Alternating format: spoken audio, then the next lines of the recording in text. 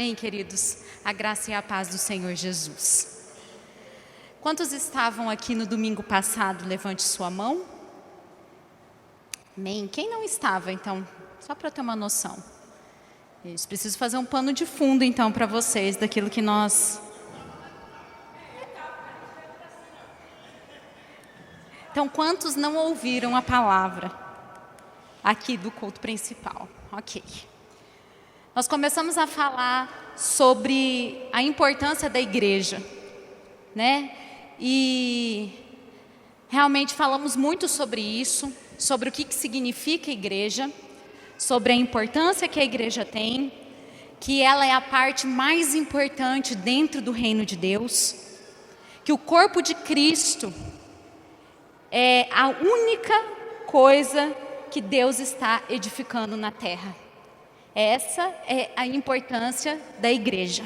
Então nós falamos muito sobre isso e falamos também sobre o fato de nós não apenas acreditarmos na igreja, mas nós pertencermos à igreja, né? Então nós somos parte do corpo e nós falamos sobre isso então, e hoje eu gostaria de continuar falando sobre a igreja, para poder concluir algumas coisas que ficaram da semana passada. Amém? Feche seus olhos. Pai, muito obrigado. É um privilégio tão grande nós estarmos aqui reunidos como corpo de Cristo, como igreja do Senhor. Pai, o Senhor ama tanto a igreja. Nós somos tão gratos porque o Senhor entregou a sua vida por nós. Nós amamos nos reunir como igreja e nós amamos ouvir a sua voz. Doce Espírito Santo, o Senhor tem liberdade de se mover nessa noite, neste lugar. Nós abrimos o nosso coração e elevamos a nossa mente cativa à obediência de Cristo. Eu cancelo agora toda a altivez do diabo e tudo aquilo que se levante contra o conhecimento de Cristo. Doce Espírito Santo, o Senhor tem liberdade de fazer aqui tudo aquilo que o Senhor deseja fazer. Me dá graça para eu poder expressar tudo aquilo que está no coração do Senhor. Muito, muito obrigada, Pai. Nós rendemos graças no nome de Jesus. Amém? Então, a igreja ela tem um papel fundamental nesse grande avivamento que nós estamos prestes a viver e nessa grande colheita que nós vamos viver. E Deus preparou toda a provisão que nós precisamos para o cumprimento desse propósito. Amém? Por quê? Porque uma das grandes coisas que a igreja tem a responsabilidade é a grande comissão. Quantos sabem disso? Levante sua mão. Você sabia que esses dias eu vi uma pesquisa que eu fiquei meio assustada? Que mais de 50% dos cristãos não conhecem a grande comissão? Não é assustador? É muito assustador. Porque essa foi só a única coisa que Jesus falou para nós. Que nos comissionou, ide por todo mundo, pregai o evangelho a toda criatura. E muita gente não sabe disso. Então essa é uma das grandes responsabilidades da igreja, é a grande comissão. E para você que não estava aqui no domingo passado, infelizmente talvez você vai ficar meio perdido em alguns assuntos, mas na terça-feira a palavra vai estar no YouTube. E aí você pode assistir, eu recomendo você, porque realmente foi algo da parte de Deus.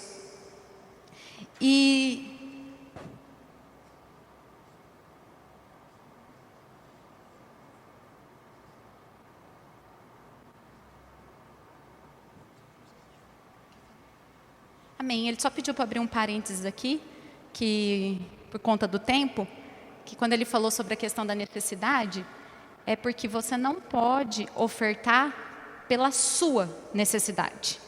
Entendeu? Por quê? Por exemplo, eu quero fazer uma barganha. Então eu quero comprar uma Ferrari, eu vou lá e oferto o meu carro. Porque eu sei que Deus vai me dar uma Ferrari. Meu querido, não faça isso, você vai ficar sem carro. Sem um e sem o outro. Agora, diante das necessidades, sim, nós precisamos ter um coração para suprir as necessidades da igreja. Amém? Fecha parênteses. E não existe algo que tenha maior potencial de trazer esperança para o mundo do que a igreja. Não tem ninguém que possa trazer esperança para o mundo a não ser a igreja. E a igreja é a única coisa que Deus está edificando na terra. E diante de muitas coisas que acontecem, eu quero falar para você, a resposta está na igreja. Nós somos a esperança do mundo. Nós somos. E por que nós somos a esperança do mundo? Porque Cristo habita em nós. Cristo em nós, a esperança da glória. Não há ninguém que contém Cristo a não ser a igreja. E Cristo é a esperança para o mundo. Amém? E hoje eu quero falar sobre despertamento. Falei muito sobre ser corpo, sobre ser igreja no domingo passado, mas hoje eu quero falar sobre despertamento. E por que eu quero falar sobre isso? Quero falar sobre isso porque, como eu falei para vocês na semana passada, eu acredito muito no profético e eu acredito no ministério que Deus me deu. Amém? E aconteceram coisas bem interessantes do início do ano para cá. Na virada do ano, como meu esposo falou na semana passada, acho que foi, nós tivemos um tempo com o Senhor na virada do ano e Deus me deu uma palavra. E a palavra que Ele me deu naquele dia foi poder. Deus falou comigo que esse seria um ano de muita manifestação de poder. Muita manifestação do poder de Deus na igreja.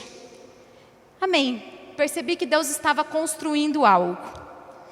Aí, quando nós voltamos a ter nossos cultos, todos sabem que nós temos um treinamento profético aqui.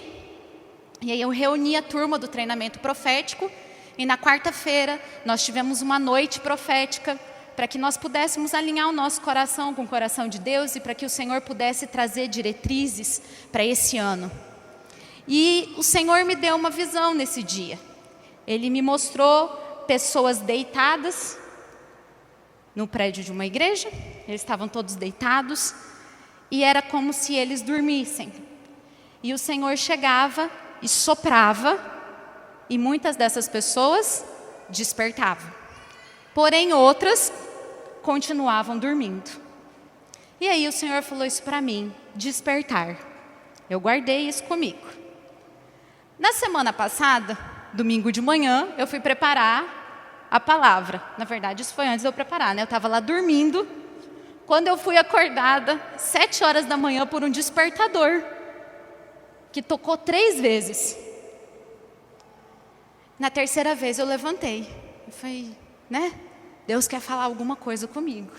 Aí eu saí correndo do quarto, fui escrever. E foi da onde surgiu a palavra que Deus me deu no domingo passado.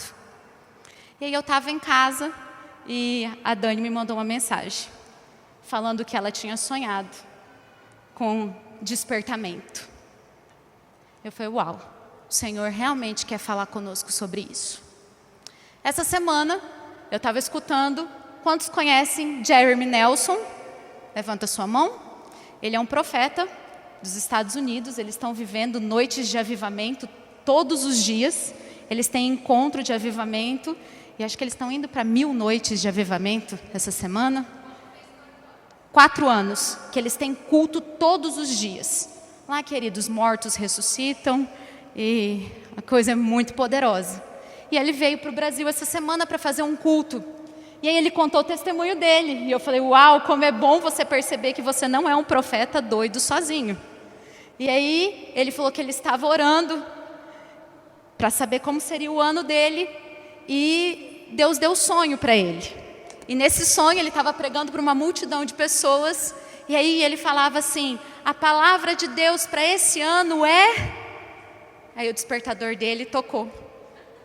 Aí ele falou, eu não acredito. Deus, na hora que eu ia falar qual era a palavra, para esse ano meu despertador tocou. Ele falou, essa é a palavra.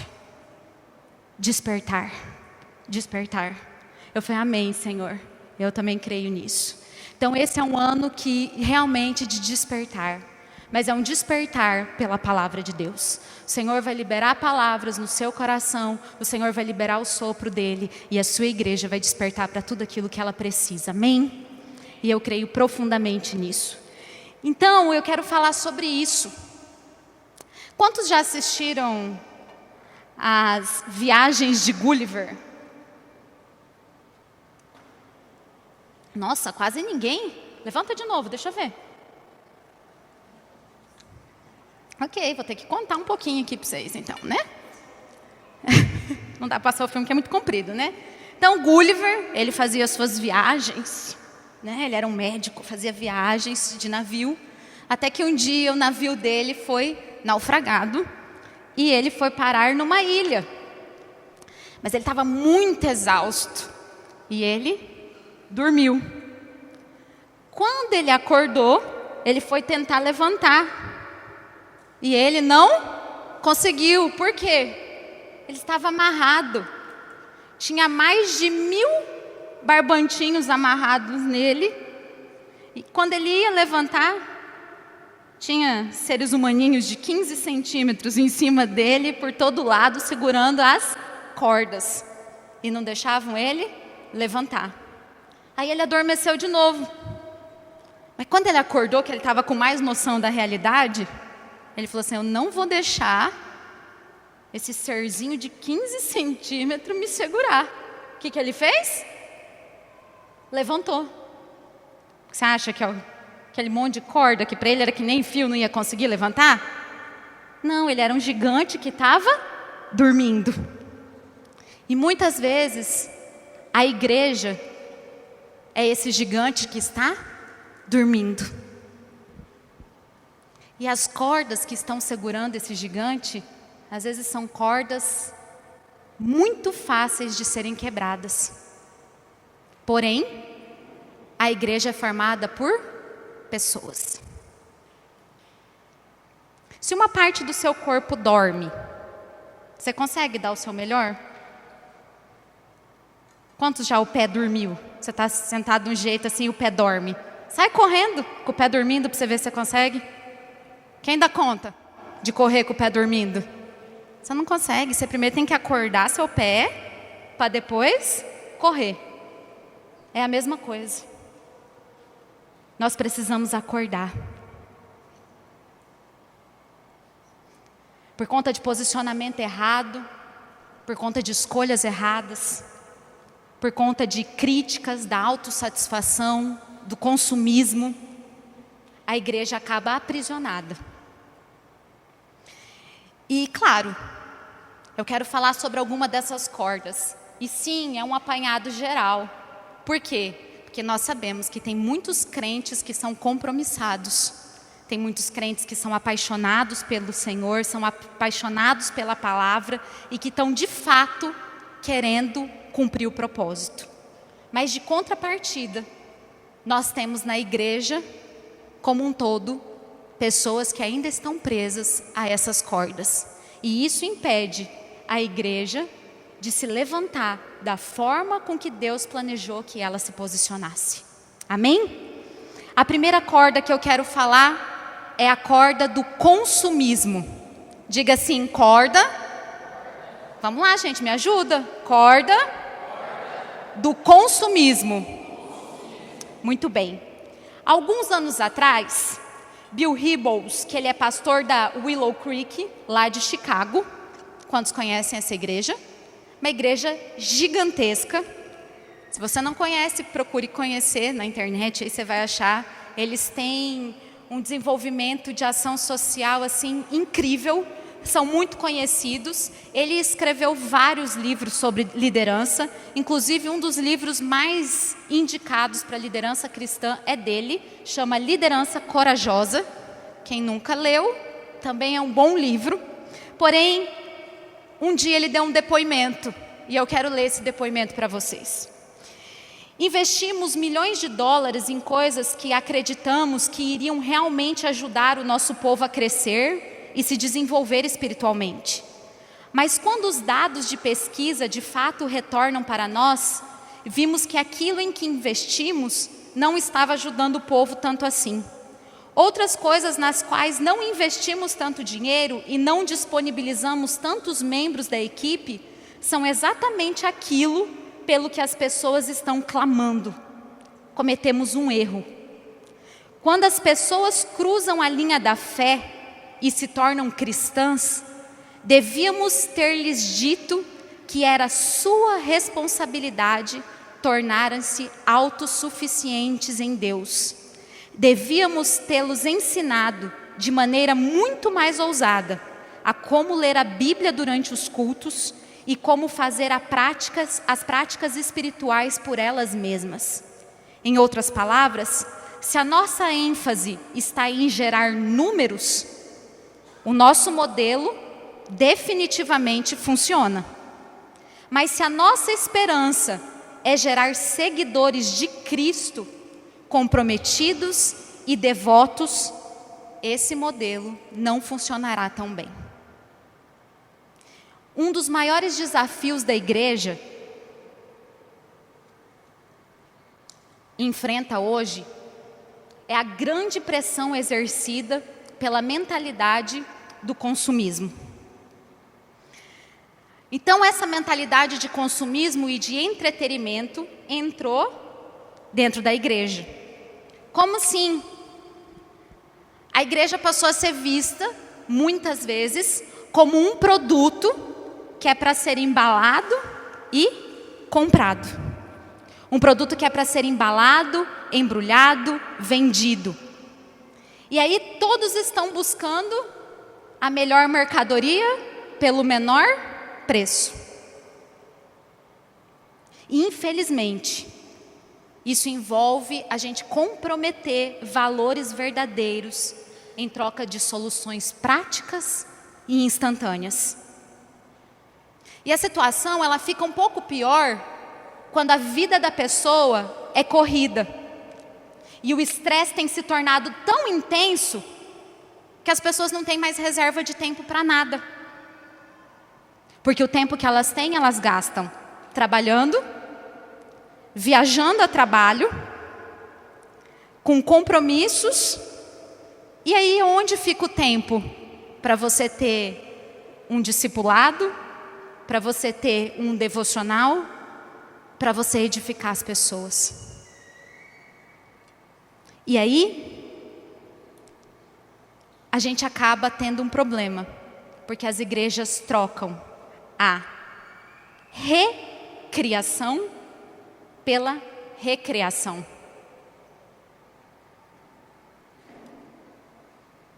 Mas a recreação não tem poder de transformar a vida de ninguém. O que tem poder de transformar a vida das pessoas é Jesus.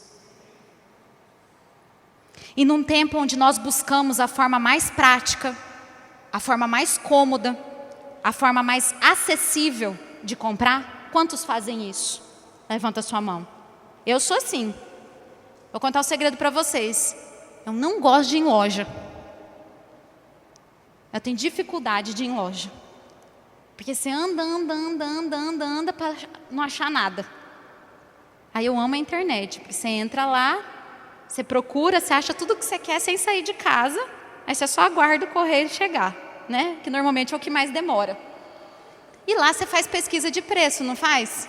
Você joga lá, você acha o preço mais barato e você compra. Essa não é a mentalidade de hoje, sim ou não? Quantos gostam da praticidade? O Amazon está aí para comprovar isso. Então, nesse negócio dessa vida prática, muitas pessoas levam essa mentalidade para dentro da igreja. Então, eu quero que tudo seja cômodo, rápido e conveniente. E aí eu quero achar o melhor pelo menor preço. Quanto custa para eu poder desfrutar disso?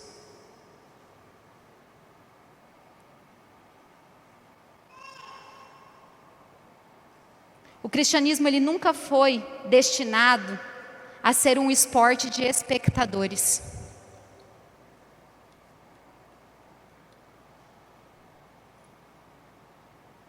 Mas infelizmente essa mentalidade consumista tem levado muitas pessoas a isso. E os cristãos têm ficado cada vez mais dependentes do sistema. É o melhor alimento pelo menor custo. O presidente John Kennedy disse uma frase memorável: não pergunte o que o seu país pode fazer por você. Pergunte o que você pode fazer pelo seu país. E aí vamos parafrasear ele? Não pergunte o que a sua igreja pode fazer por você. Pergunte o que você pode fazer pela igreja. E aí eu quero usar mais uma pessoa. Pastora Thalita Pereira. Ela diz que quando alguém chega para ela e pergunta assim: Pastora Thalita, não vou falar com aquele sotaque nordestino dela lá, que é só ela que tem, viu? O que essa igreja está fazendo pelos necessitados? Ela falou: eu logo olho para a pessoa e pergunto: o que você está fazendo pelos necessitados?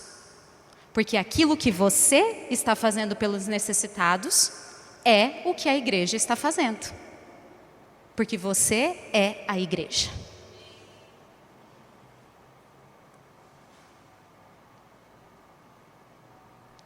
Ou, vamos usar Jesus?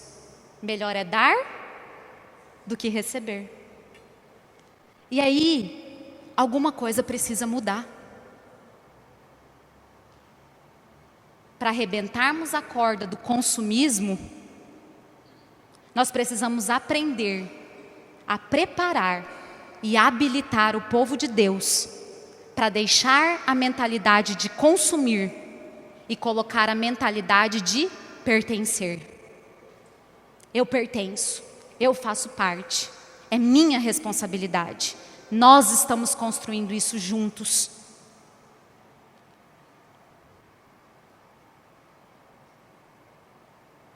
O amor nos dá essa generosidade de espírito que sobrepõe o egoísmo e o egocentrismo e nos leva de volta a um lugar de motivações verdadeiras.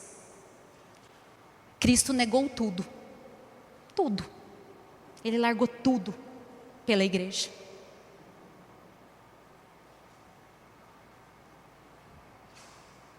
Segunda corda, a corda da autossatisfação. Diga assim: autossatisfação. Quando nós deixamos de preparar as pessoas para servirem e preparamos as pessoas para serem servidas, nós entramos nesse problema da autossatisfação. Porque o serviço é uma questão de amor. E aí, quando as pessoas entram nessa questão da autossatisfação, o ambiente espiritual, ele se torna inferior.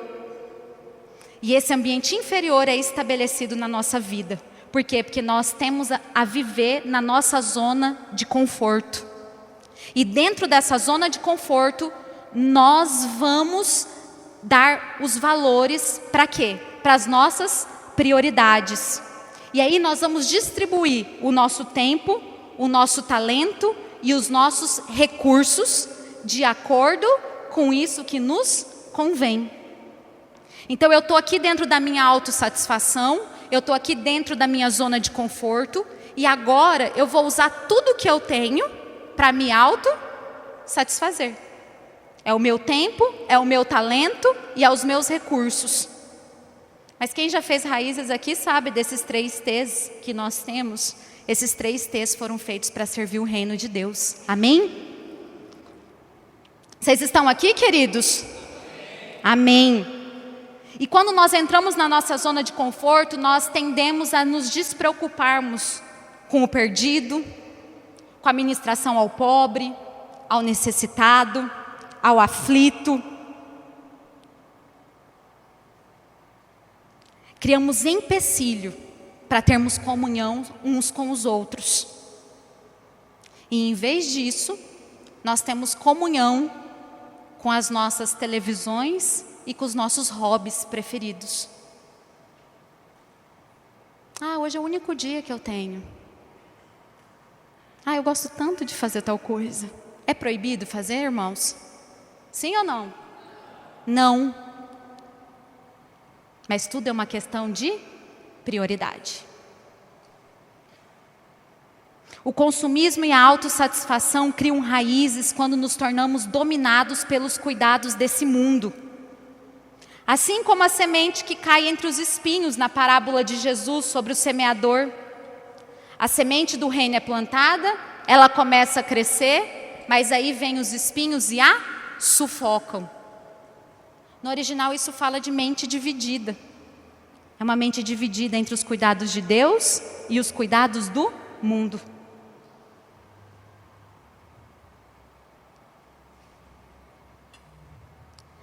Jesus nunca procurou a autossatisfação. E Ele é o nosso modelo. Querido, quando você está satisfeito demais, dá uma olhada aí. Qual foi o último sacrifício que você fez?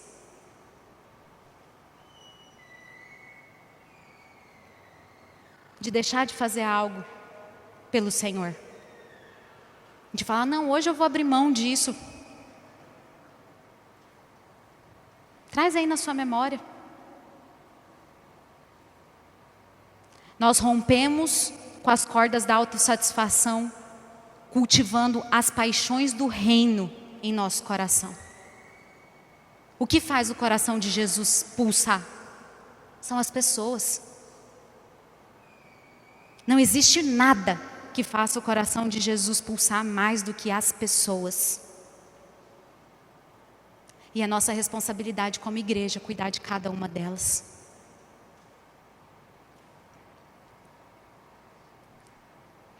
Terceira e última corda que eu vou citar hoje é a corda da concessão.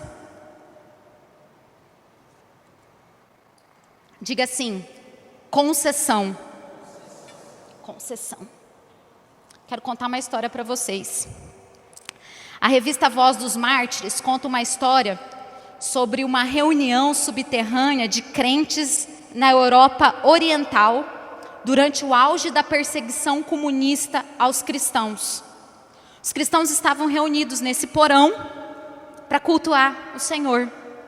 E de repente um soldado entra, ele e mais 6 entram lá. E esse soldado então fala o seguinte: qualquer um de vocês que não esteja totalmente comprometido com Cristo deve renunciar à sua fé e sair agora. E o restante, faça as pazes com o vosso Deus. Diante daquilo, aquele clima pesou no lugar, todo mundo ficou preocupado e tal, e alguns pés levantaram e foram em direção à porta e saíram do porão. Muitos deles saíram. Alguns deles ficaram lá dentro, e quando isso aconteceu, os soldados encostaram as armas deles na parede e falaram assim: nós estamos totalmente indispostos em adorar a Deus com aqueles que não estão dispostos a dar a vida por Ele. Vocês pensaram que eles iam morrer, né? Pois é. Ele só queria conhecer o coração. Aí falou, estou a fim de adorar com aqueles que realmente entenderam o que é entregar a vida para Jesus de verdade. É aqueles que estão dispostos a morrer por Ele. Nós moramos num país que é livre, né? A gente não entende o que é isso. O que é ser perseguido, o que é ser morto por causa da fé. Às vezes para nós não cabe muito isso. A concessão, ela vem de diversas formas e por muitas razões. Por exemplo, existe a concessão da verdade. Eu vou abrir mão da verdade só um pouquinho, porque eu tenho medo de algumas pessoas, então eu preciso só contar uma mentirinha aqui.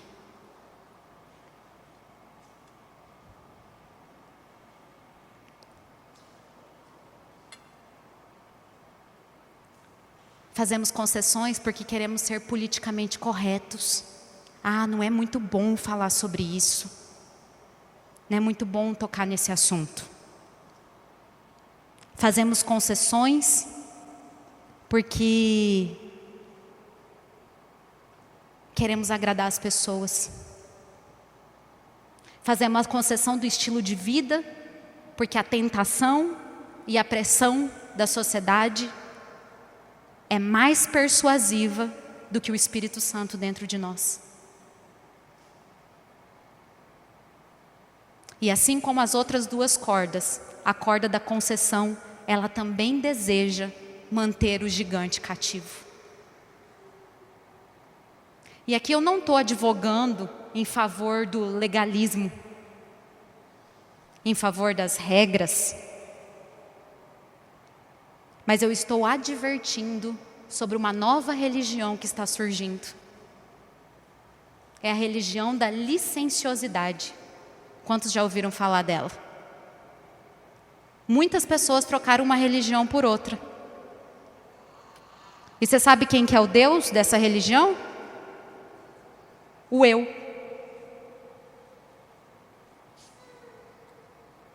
Porque eu tenho tanto direito de ter satisfação que eu posso tomar as decisões que eu quiser para me satisfazer. Como que você chama isso? Isso não é uma prisão?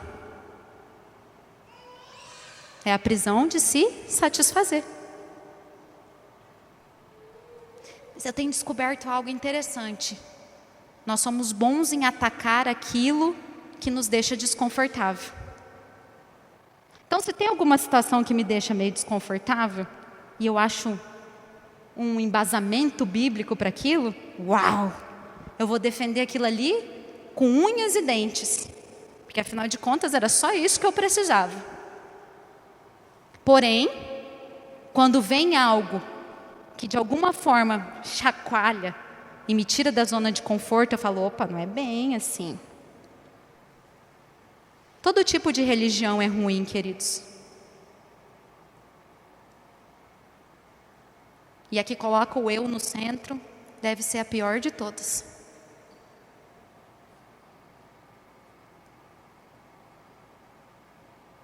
O corpo de Cristo pode arrebentar as cordas da concessão, cultivando a verdadeira santidade e entendendo que a dedicação total não é uma obrigação, mas é um prazer.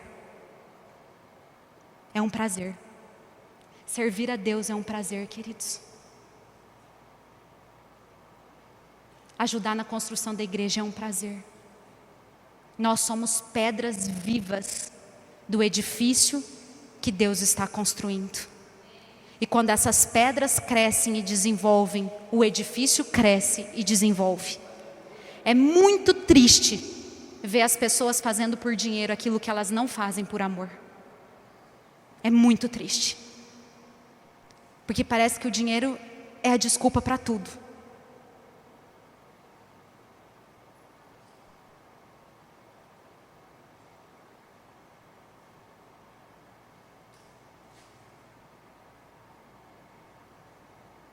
Esses aqui são só algumas cordas que prendem o gigante.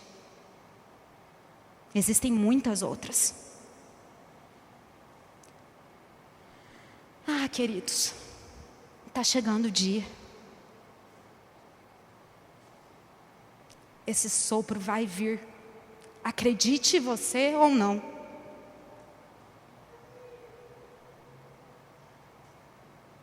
E aquele que está dormindo, desperte. Desperte. Nós estamos ali para viver dias gloriosos. E eu vou contar uma novidade para você.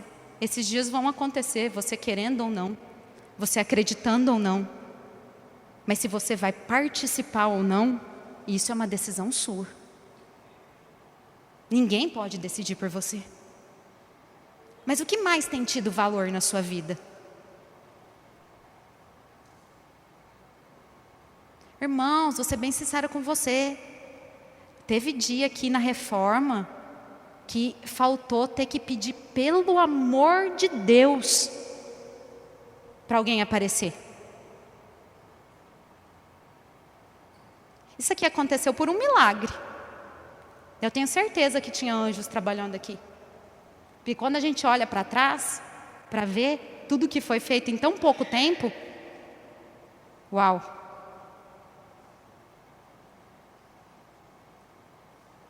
Mas como Dani disse, quantas vezes nós abrimos mãos de tantas coisas para estar aqui? Minha filha trabalhou mais do que muitos adultos. E ela tem 8 anos. Mas ela já sabe o que é importante. Vou contar uma história para vocês. Nós estávamos em Cuiabá, início do ano. E ela é apaixonada pela prima dela. Ela falou assim para mim: mamãe, eu queria tanto vir morar aqui. Aí eu falei: é, minha filha? Ela falou: é, seria tão bom ficar perto da Vitória, perto do Isaac. Eu falei: é, minha filha. Falei para ela: olha, naturalmente falando, nós poderíamos morar aqui. Para nós não mudaria nada. Porém, eu falei para ela o seguinte: existe um chamado lá naquela cidade para nós. Eu falei para ela assim: Deus nos deu algo lá em Lucas. Eu falei: você não vê aquele tanto de pessoas que a gente vê todo domingo, filha? Ela falou: sim. Eu, você e o papai, nós temos um propósito lá. Ela olhou para mim e falou bem assim: eu entendi. Ela falou: e se esse propósito é seu e do papai, ele é meu também. Queridos, eu não sei, eu nunca senti o que eu senti domingo passado. Quando eu desci desse púlpito, eu sentei nessa cadeira aí da frente. E eu fiquei chorando por muitos minutos. E eu pedi para Deus, eu falei: Senhor, por que isso? Ele falou assim: eu estou te dando um coração para você sentir o que eu sinto pela igreja.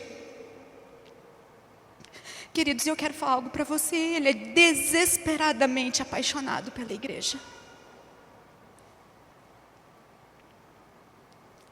Você respondendo ou não, você fazendo ou não, você dando o seu melhor ou não, porque você sabe se você faz isso.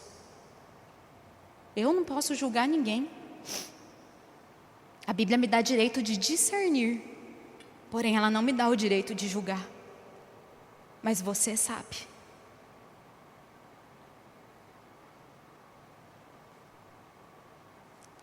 Vem aquele que prescuta todos os corações, e ele vai trazer à tona as intenções do nosso coração. E cada um de nós será julgado pelo bem ou pelo mal que tivermos feito através do corpo, através da igreja. Qual a corda que tem segurado você?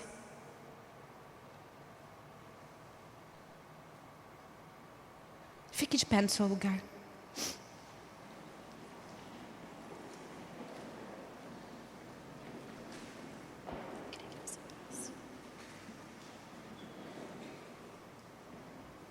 Feche seus olhos.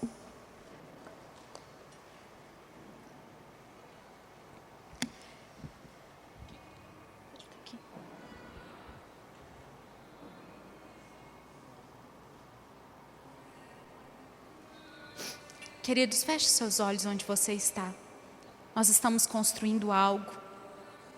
Nós estamos fazendo parte da construção mais importante da terra.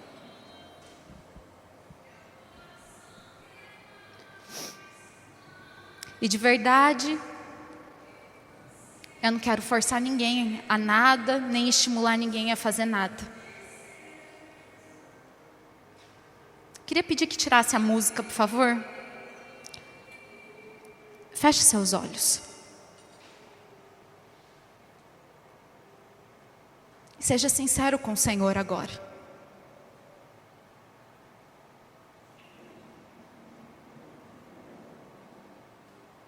Deixa Deus falar ao seu coração.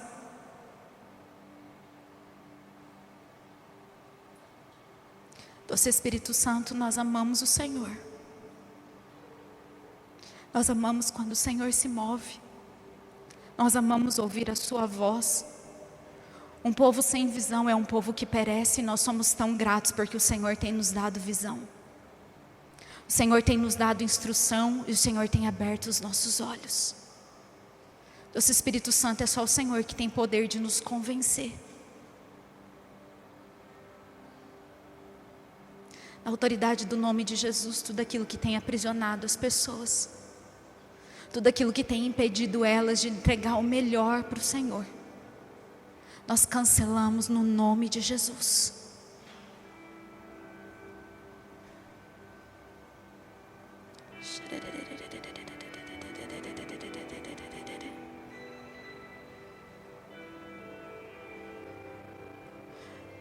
Andaralassori candaralache teriande candaralas. Hi candaralache que terioso. Hi candaralaiende que torioso que deriande iche teriandaras. Desperta, Senhor.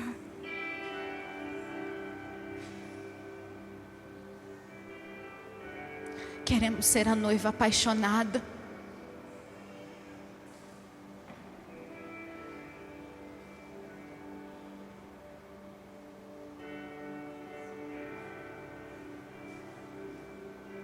Queremos ser a noiva apaixonada. Ah, Senhor, remove toda a mornidão do coração.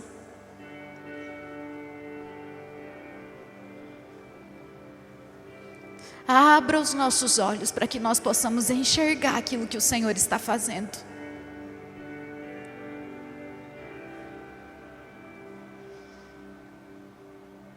Eis que vem dias que irão bagunçar a nossa mente. Que nós possamos manter os nossos olhos fitos em Ti, Jesus, o autor e consumador da nossa fé. Desperta aqueles que dormem, Jesus. Nós somos tão gratos por tudo que o Senhor tem feito. Muito obrigada. Muito obrigada.